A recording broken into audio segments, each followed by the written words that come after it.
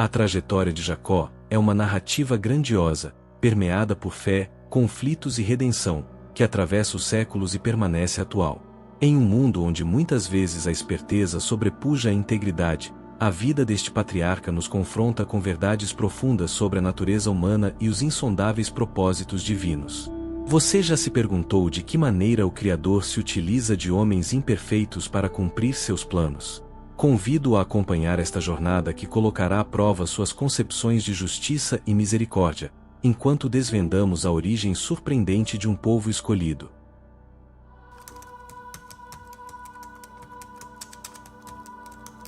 Em uma época em que a esterilidade feminina era considerada não apenas um fardo pessoal, mas também um sinal de desagrado divino, encontramos o patriarca Isaque e sua esposa Rebeca enfrentando o silêncio dos céus. Durante 20 longos anos, o casal carregou a angústia de não ver sua descendência surgir, mesmo após a promessa feita a Abraão de que sua linhagem se multiplicaria como as estrelas do céu. Foi então que Isaque, movido pela fé e urgência, prostrou-se diante do Senhor e orou por sua esposa. O Deus de Abraão ouviu seu clamor e concedeu a Rebeca o dom da maternidade. Porém, desde o princípio, a gestação revelou-se tumultuada. Rebeca sentiu em seu ventre uma luta incessante, um confronto inexplicável entre as duas vidas que carregava. Inquieta, ela buscou a orientação divina, e o Senhor lhe revelou um oráculo surpreendente. 2 nações estão em teu ventre, 2 povos se dividirão desde as tuas entranhas. Um povo será mais forte que o outro, e o mais velho servirá ao mais novo. Desde o ventre materno, o destino dos 2 irmãos estava selado, e com eles, o futuro de nações inteiras. Quando chegou o tempo do parto, a cena foi marcada por um simbolismo profético. O primeiro a nascer veio ao mundo com a pele avermelhada e coberto de pelos espessos, razão pela qual foi chamado de Esaú, cujo nome remete à ideia de aspereza e rusticidade. Em um ato que transcenderia gerações, o segundo bebê surgiu segurando firmemente o calcanhar do irmão. Por isso, recebeu o nome de Jacó, cuja raiz hebraica evoca a imagem daquele que agarra, suplanta ou persegue. Este gesto, aparentemente instintivo, prenunciava sua natureza obstinada e sua disposição em disputar aquilo que desejava. Desde os primeiros momentos de vida, os gêmeos mostraram temperamentos distintos. Esaú tornou-se um homem do campo, rude, hábil caçador e amante das amplidões selvagens. Jacó, por outro lado, era introspectivo, sereno, preferindo a tranquilidade das tendas, atento à rotina doméstica e às tradições familiares. Essa divergência de personalidades refletiu-se também no coração de seus pais. Isaque favorecia Esaú, encantado pelo sabor das caças que o filho lhe trazia. Já Rebeca nutria um amor mais profundo por Jacó, talvez em função da promessa divina que sobre ele repousava. O episódio narrado em Gênesis 25, 29 e 34 é um dos momentos mais reveladores da personalidade de ambos os irmãos. Certo dia, Esaú retornou exausto do campo e, atraído pelo aroma do ensopado que Jacó preparava, pediu-lhe um prato da refeição. Jacó, ciente da importância espiritual e social do direito de primogenitura, que conferia ao primogênito não apenas a liderança da família, mas também as bênçãos patriarcais e o compromisso com as promessas divinas, propôs uma troca ousada, o direito de primogenitura por um prato de lentilhas. Movido pela fome e pela impulsividade, Esaú desprezou a herança que lhe cabia, vendendo-a em troca de um prazer momentâneo. Este ato tornou-se símbolo da insensatez humana e da tendência de sacrificar o eterno pelo efêmero. Anos mais tarde, já velho e quase cego, Isaque decidiu conceder sua bênção ao primogênito antes de morrer. Pediu a Esaú que fosse ao campo caçar e preparar-lhe um prato saboroso. Rebeca, temendo que Isaque contrariasse a vontade divina ao abençoar Esaú, arquitetou um plano audacioso para garantir a bênção a Jacó. Com roupas de Esaú e peles de cabra sobre suas mãos e pescoço, Jacó apresentou-se diante do pai. A cena foi marcada por tensão e conflito sensorial. A voz era de Jacó, mas o toque e o cheiro remetiam a Esaú. Por fim, Isaque abençoou Jacó, conferindo-lhe prosperidade material, domínio sobre os irmãos e proteção divina.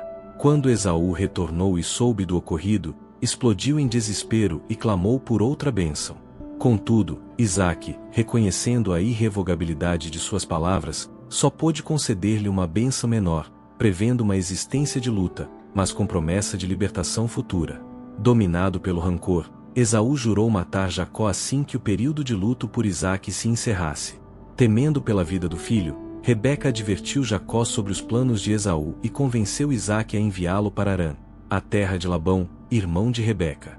Isaque, então, abençoou novamente Jacó de forma consciente, recomendando-lhe que não se unisse a mulheres cananeias e reiterando a promessa de que sua descendência herdaria a terra dada a Abraão. A jornada de Jacó foi longa e solitária. Ao cair da noite, ele buscou repouso num campo aberto e, não tendo outro recurso, tomou uma pedra como travesseiro. Naquela solidão absoluta, Deus escolheu revelar-se. Jacó sonhou com uma escada cuja base tocava a terra e o topo alcançava os céus. Anjos de Deus subiam e desciam por ela, e no alto estava o próprio Senhor, que declarou: Eu sou o Deus de Abraão, teu pai, e o Deus de Isaque.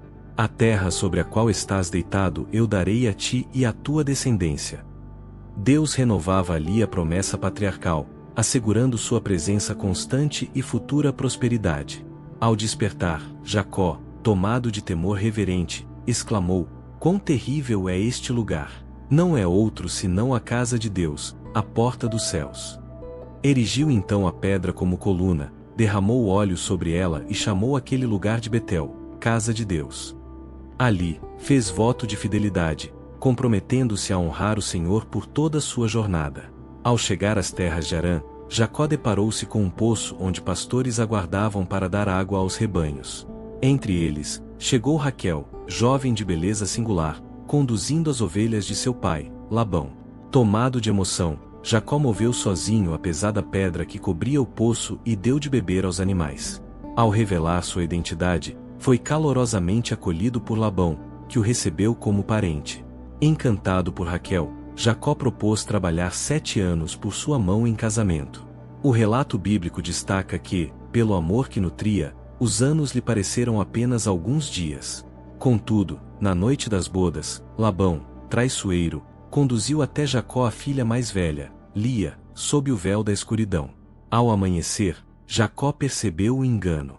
Labão justificou-se alegando o costume local de casar primeiro a filha primogênita e propôs que, ao término da semana nupcial, daria também Raquel, mediante mais 7 anos de serviço. Assim, Jacó tornou-se esposo de 2 irmãs, inaugurando uma convivência marcada por ciúmes e rivalidade. A tensão entre Lia e Raquel manifestou-se, sobretudo, na capacidade de gerar filhos. Lia, agraciada com fertilidade, deu à luz Rúben, Simeão, Levi e Judá. Raquel, diante da infertilidade, ofereceu sua serva Bila a Jacó, que concebeu Dan e Naftali. Lia, em resposta, entregou sua serva Zilpa, que gerou Gade e Asser. Posteriormente, Lia concebeu Isacar e Zebulon, e Raquel, finalmente abençoada, deu à luz a José. Cada nascimento era acompanhado por declarações das mães, que revelavam suas esperanças, frustrações e desejos de reconhecimento no coração de Jacó. Assim se formava, no seio de intrigas e devoções, a estrutura inicial das 12 tribos que dariam origem à nação de Israel.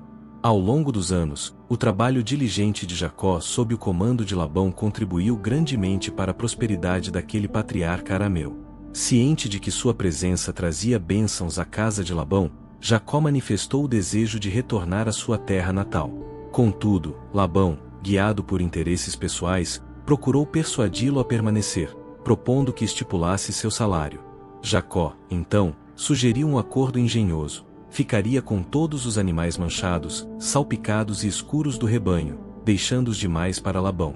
Este, julgando a proposta vantajosa para si, aceitou sem hesitar. Por meio de estratégias astutas de reprodução seletiva, e possivelmente com a bênção divina, Jacó fez prosperar o número de animais sob seu cuidado, acumulando significativa riqueza. Tal sucesso despertou a inveja dos filhos de Labão e gerou crescente hostilidade. Atento aos sinais e advertido em sonho pelo Senhor, Jacó decidiu partir às escondidas, levando consigo suas esposas, filhos, servas e o imenso rebanho adquirido. No entanto, sem que Jacó soubesse, Raquel furtou os ídolos domésticos de seu pai, gesto que adicionaria tensão aos acontecimentos seguintes. Ao tomar conhecimento da fuga de Jacó, Labão reuniu seus homens e partiu em perseguição, alcançando-o 7 dias depois, na região montanhosa de Gileade. Na véspera do encontro, Deus advertiu Labão em sonho, ordenando-lhe que nada dissesse Jacó, nem bem, nem mal. No confronto, Labão acusou Jacó de partir furtivamente e de levar seus ídolos. Sem saber do ato de Raquel, Jacó permitiu que o sogro revistasse todo o acampamento. Astuciosamente, Raquel ocultou os ídolos sob a sela de um camelo e, simulando indisposição, evitou ser descoberta. Após intensas argumentações, ambos decidiram estabelecer um pacto. Erigiram um monte de pedras como testemunha de sua aliança, comprometendo-se a não causar dano um ao outro dali em diante. Aquele local recebeu o nome de Gileade, Monte da Testemunha, simbolizando o limite sagrado entre suas famílias. Prosseguindo sua jornada, Jacó soube que Esaú vinha ao seu encontro, acompanhado de 400 homens. Temendo por sua vida e pela segurança de sua família, dividiu seu grupo em 2 acampamentos, calculando que, se um fosse atacado, o outro poderia escapar. Dirigiu então uma comovente oração ao Senhor, recordando as promessas recebidas e confessando sua pequenez diante de tantas bênçãos. Enviou, ainda, valiosos presentes a Esaú, em grupos sucessivos, na tentativa de aplacar sua ira. Naquela mesma noite, à beira do val do rio Jaboque, Jacó viveu a experiência que mudaria para sempre o curso de sua existência.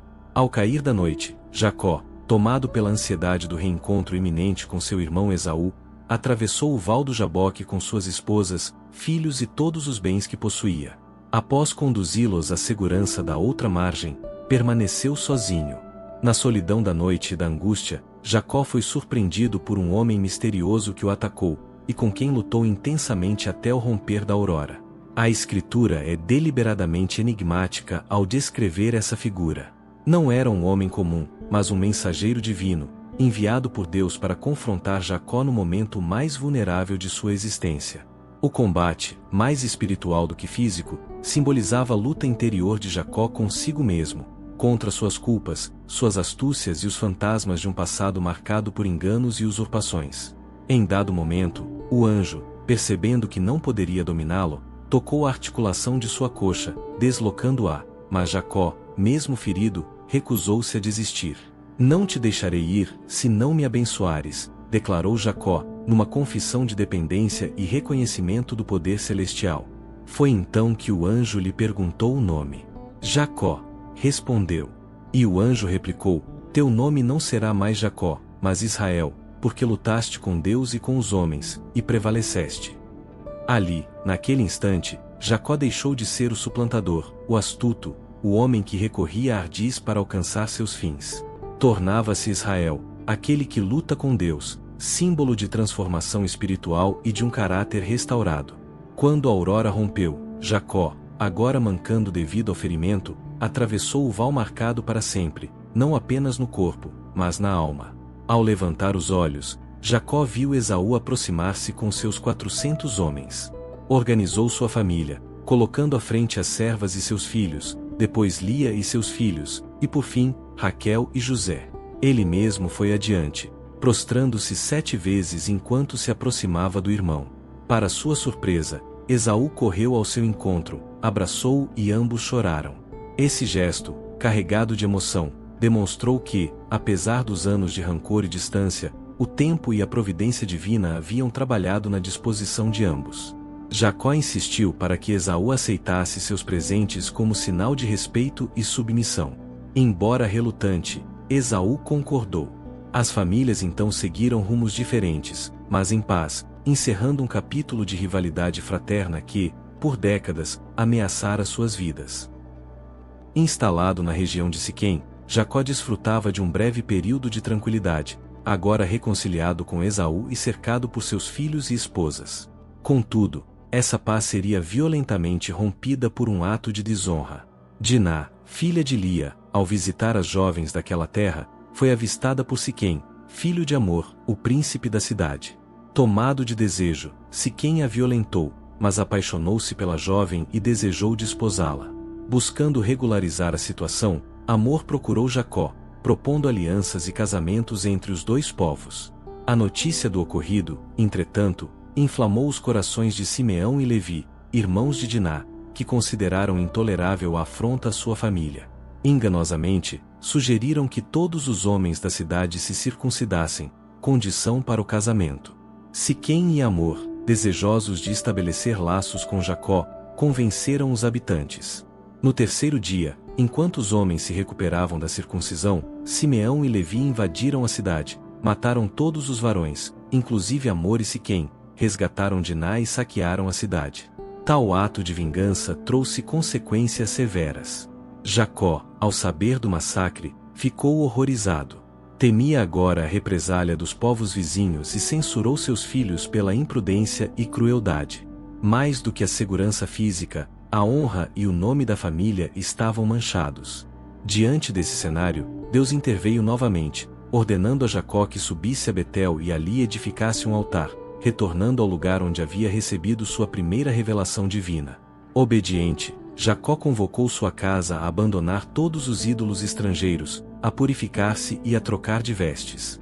Em um ato solene, depositaram sob um carvalho os objetos profanos e partiram para Betel. Ali, Jacó ergueu um altar e Deus lhe apareceu uma vez mais, confirmando a mudança de seu nome para Israel e reiterando as promessas feitas a Abraão e Isaque. O patriarca erigiu uma coluna de pedra e derramou sobre ela uma oferta de libação e óleo, consagrando aquele lugar sagrado. Após cumprir a ordem divina e consagrar um altar em Betel, Jacó prosseguiu sua jornada em direção a Efrata, a futura Belém. A viagem, contudo, seria marcada por uma profunda dor. Raquel, a esposa mais amada de Jacó, encontrava-se novamente grávida. Ao se aproximarem de Efrata, entrou em trabalho de parto, mas a criança vinha com dificuldades, e o parto revelou-se penoso. A parteira, tentando confortá-la, anunciou: "Não temas, pois este também é um filho para ti." Porém, a alegria do nascimento foi obscurecida pela gravidade da situação. Sabedora da proximidade da morte, Raquel, no último sopro de vida, chamou o menino de Benoni, filho da minha dor. Jacó, porém, determinado a preservar a memória e a dignidade da esposa sem associá-la à tragédia, nomeou-o Benjamim, filho da minha destra, expressão que, no pensamento antigo, significava força, proteção e privilégio. Raquel exalou seu último suspiro às portas de Efrata, e Jacó, despedaçado pela perda, sepultou-a à beira do caminho. Sobre sua sepultura, ergueu uma coluna de pedra, que atravessaria os séculos como testemunha de amor e luto.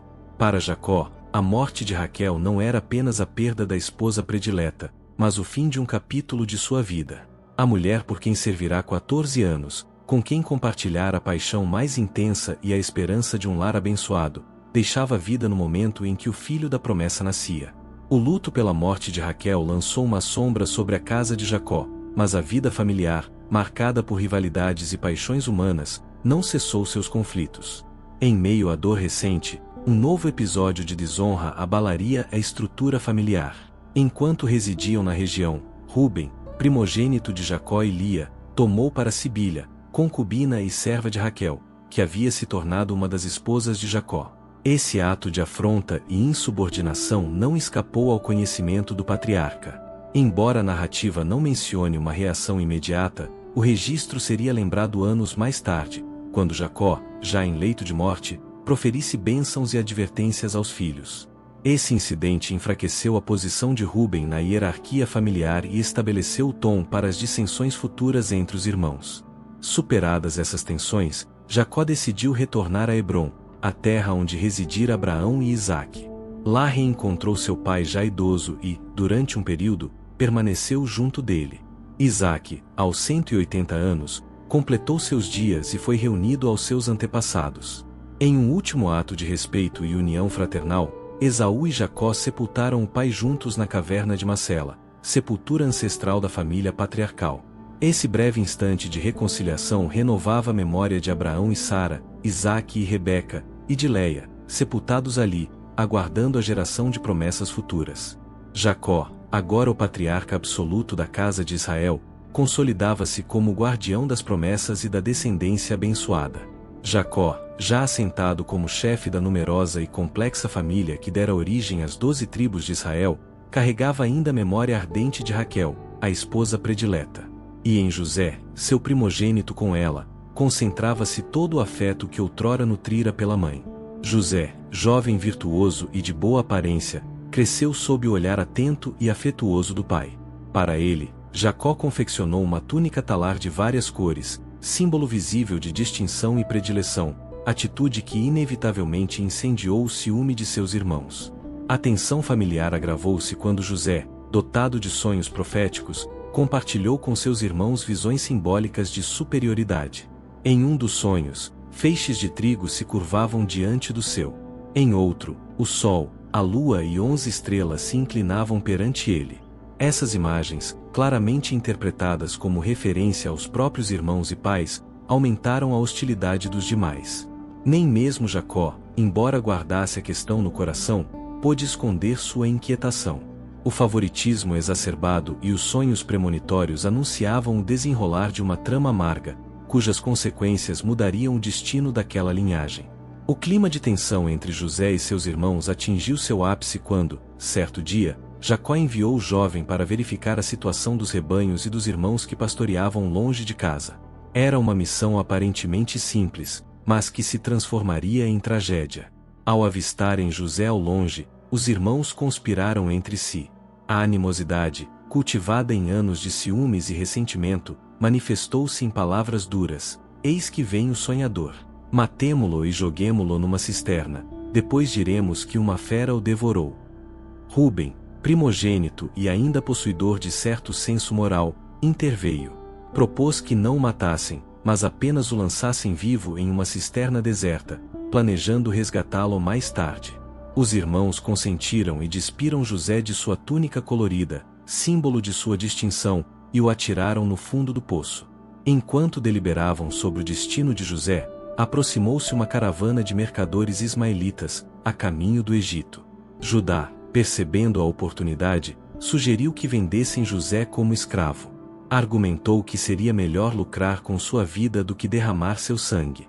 Os irmãos concordaram e entregaram José por 20 moedas de prata. O jovem foi levado ao Egito, para uma terra estrangeira, sem imaginar que aquele aparente infortúnio era o prelúdio de um propósito divino maior.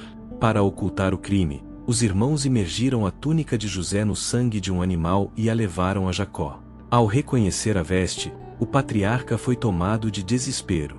Rasgou suas roupas, vestiu-se de luto e declarou: "Descerei à sepultura, chorando, por meu filho." Jacó recusou todo consolo e mergulhou em um luto amargo, convencido de que havia perdido para sempre o filho amado de Raquel. O tempo passou, e a vida de Jacó prosseguiu em meio ao luto. Mas a providência divina continuava tecendo sua trama. Um período de fome assolou as terras de Canaã e suas vizinhanças. Diante da escassez, Jacó enviou seus filhos ao Egito, onde havia notícia de que havia cereais em abundância.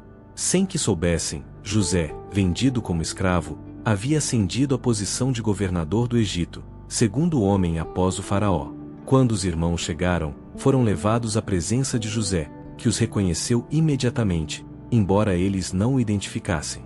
José, para testar-lhes o caráter, acusou-os de serem espiões e exigiu que trouxessem o irmão caçula, Benjamim. Esse pedido angustiou Jacó. Relutante em permitir que o último filho de Raquel partisse, recordava-se da dor que lhe causará a perda de José. Pressionado pela necessidade e pelos juramentos de Judá, Jacó consentiu. Antes de enviá-los, pronunciou uma oração comovente: "Que o Deus Todo-Poderoso vos conceda misericórdia perante o homem, para que vos devolva vosso outro irmão e também Benjamim. E se devo ser privado de meus filhos, que assim seja." Quando os irmãos retornaram ao Egito com Benjamim, José não conteve mais a emoção. Ordenou que todos se retirassem, e diante de seus irmãos, revelou sua identidade. A cena foi marcada por lágrimas, abraços e confissões. Antes de partir, Jacó buscou a aprovação divina. Em Berseba, ofereceu sacrifícios e em visão noturna, Deus lhe disse: "Não temas descer ao Egito, pois ali farei de ti uma grande nação." Jacó desceu com seus filhos, filhas, netos e servos. Ao chegar, reencontrou-se com José, num abraço que dissipou décadas de saudade. Em lágrimas, Jacó disse: "Agora posso morrer em paz, pois vi o teu rosto, e ainda estás vivo." Foi então conduzido à presença de Faraó, que, impressionado com a longevidade e a dignidade de Jacó, recebeu sua bênção. Ao ser questionado sobre sua idade, Jacó respondeu com gravidade: os anos da minha peregrinação são 130. Poucos e maus foram os anos da minha vida, e não chegaram aos dias de meus pais. Jacó e sua descendência estabeleceram-se na região de Gósen, fértil e apropriada para os rebanhos. Ali prosperaram e multiplicaram-se, conforme a promessa de Deus. Nos anos que se seguiram, José administrou a crise no Egito com sabedoria, e Jacó pôde viver os seus últimos dias cercado de filhos e netos. Durante 17 anos, experimentou a paz que lhe fora negada em boa parte da vida. Antes de morrer, Jacó abençoou os 2 filhos de José, Efraim e Manassés, adotando-os como seus e elevando-os ao status de tribos, em lugar de José. De forma surpreendente, cruzou as mãos ao abençoá-los, concedendo a primazia a Efraim, o mais novo, contrariando a ordem natural, perpetuando o princípio divino de que a escolha do Senhor não se prende aos costumes humanos. Reunindo seus filhos, Jacó pronunciou palavras proféticas sobre cada um deles. Algumas bênçãos foram de exaltação, outras de severa advertência. Ruben, o primogênito, foi repreendido por seu ato impetuoso. Simeão e Levi, censurados pela violência em Siquém. Judá recebeu a bênção messiânica, pois de sua linhagem surgiria o cetro real. José foi exaltado pela fidelidade e resiliência. Cada bênção moldaria o destino das tribos de Israel e deixaria marcas na história do povo hebreu. Ciente de sua proximidade da morte, Jacó ordenou aos filhos que o sepultassem na caverna de Macela, ao lado de Abraão, Sara, Isaque, Rebeca e Lia. Assim, após pronunciar suas últimas instruções, recolheu os pés sobre a cama e expirou, reunindo-se aos seus antepassados. José, tomado de profundo pesar, embalsamou o corpo do pai, conforme o costume egípcio, e conduziu um grandioso cortejo fúnebre até Canaã, onde sepultaram o patriarca. A jornada de Jacó chegava ao fim, mas seu legado, suas bênçãos e as lições de sua vida permaneceriam como fundamentos da identidade de Israel. A vida de Jacó, marcada por conflitos, lutas, arrependimento, reconciliação e fé, tornou-se uma das narrativas mais humanas e profundas das Escrituras. De suplantador a príncipe de Deus, de fugitivo a patriarca de nações, sua trajetória ensina que a providência divina se realiza mesmo através das falhas humanas, e que toda vida é passível de redenção e transformação. Ao contemplar a história de Jacó, somos convidados a refletir sobre nossa própria jornada, nossas lutas, escolhas e a maneira como a graça divina molda destinos. Se esta narrativa lhe tocou de alguma forma, ou se as lições da vida de Jacó trouxeram reflexões ao seu coração, convido você a compartilhar este vídeo com aqueles que também buscam inspiração nas Escrituras. Inscreva-se no canal para não perder futuras narrativas bíblicas e conteúdos de edificação espiritual. Juntos, vamos manter viva a memória e os ensinamentos eternos da Palavra de Deus.